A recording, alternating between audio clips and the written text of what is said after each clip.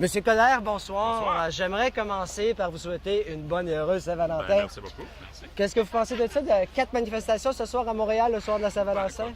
Écoute, il y a peut-être des gens qui vont s'ennuyer. On a-tu besoin de se J'espère qu'il y a pas réchauffer à trop- j'espère qu'il n'y a pas Montréal? trop de couples qui vont se diviser à cause de ça. Non, écoutez, c'est normal. Au niveau des manifestations, autant qu'il n'y ait pas de grabuge puis qu'on exprime notre point de vue, j'ai pas de problème avec ça. Mais je pense que ce qui est important aujourd'hui, c'est d'envoyer un message de support au collectif des Carrés Roses.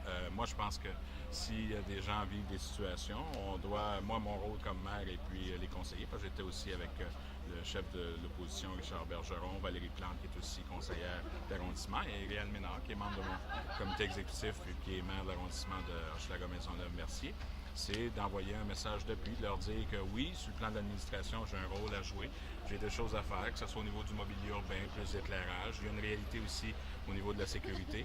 J'ai dit qu'on devait faire un débat sur la question de la vidéosurveillance, qui existe déjà, mais il va y avoir un comité spécial où il va y avoir une consultation populaire pour qu'on nous dise est-ce que vous pensez que c'est la chose à faire, si vous êtes contre, pourquoi.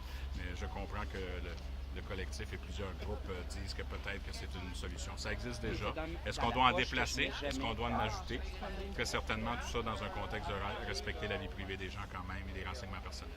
Au niveau de l'arrimage entre la ville et les Carrés Roses, on voit que ça se passe très bien. Oui. On voit qu'au niveau du bloc, du Pink Bloc, il y a peut-être des gens qui sont inquiets de... Il y a des gens qui peuvent être inquiets. Moi, je veux rassurer tout le monde. Je pense qu'on fait tous partie de la solution. Et les gens ont vécu une situation dans le village, mais qui n'est pas seulement propre au village. Et mon rôle comme maire, c'est de m'assurer que tout le monde se sent comme des citoyens en première classe, qui ont droit à une quiétude, que si on a besoin d'une plus grande présence, par exemple à la fermeture des bars ou les week-ends, ils sont là. Il y a déjà d'ailleurs depuis 5 semaines une accalmie, il n'y a pas eu aucun incident.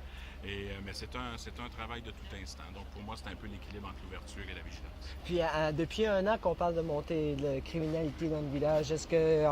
On dit qu'il y a à peu près 50 des crimes qui sont déclarés à la police. En fait, il y a une réalité de déclaration, puis c'est pour ça que peut-être la vidéosurveillance devient intéressante. C'est que tout doit se faire dans un cadre légal. C'est au niveau, par exemple, de la loi de l'accès à l'information. Si, par exemple, quelqu'un ne veut pas dénoncer pour toutes sortes de raisons qui est propre à elle, la vidéoconférence, si il y a une captation, on peut à ce moment-là agir s'il y a criminalité. Donc, Louis-Alain Robitaille, tu es porte-parole pour le Carré Rose.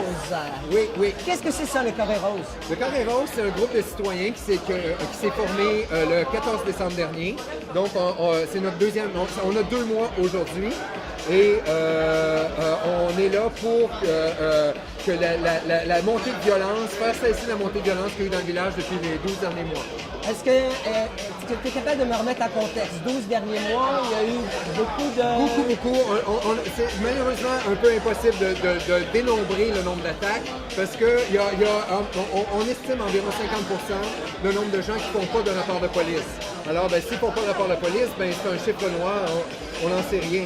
Mais tout ce qu'on peut affirmer, c'est que suite aux pressions qu'on a fait, nous, sur le poste de quartier 22, le commandant Vincent Richer est arrivé avec un nouveau plan de sécurité et ça fait 5 semaines qu'il n'y a pas eu d'agression déclarée dans le village. Okay. Alors que la semaine qui avait précédé ça, il y en avait eu 6 dans la même semaine. Okay. Sur les 6, il y en avait seulement 3 qui avaient fait un rapport de police.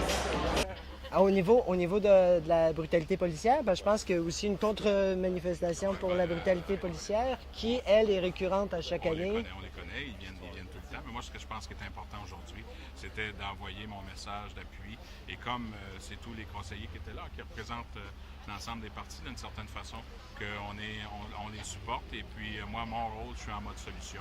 Puis à chaque fois qu'il y a des situations, je suis là pour les aider. Donc, on ne se prépare pas à un deuxième printemps québécois, alors. On est le 14 février, le printemps arrive bientôt. Là, je vais vivre l'hiver, je vais vivre la Saint-Valentin, puis après ça, on se reverra. Je vous souhaite de la vivre pleinement. Bonne soirée. Bonne chance, Merci.